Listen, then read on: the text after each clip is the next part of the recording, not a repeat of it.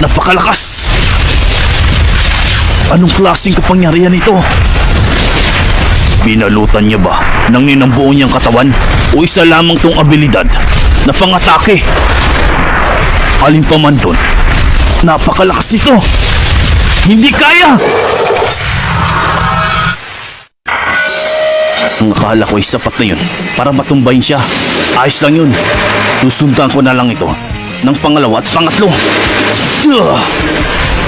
Kung ganon, ang umatake sa akin kanina ay isang abilidad na pang-atake lamang.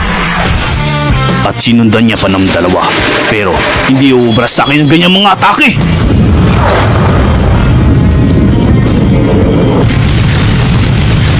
Huh.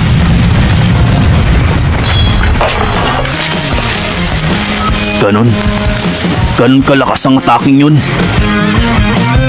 Nabali pa ang katana ko. Ngayon, mas komportable na akong makipaglaban. Maraming salamat sa iyo, Jing. Natutunan kong lumakas dahil sa mga itinuturo mo.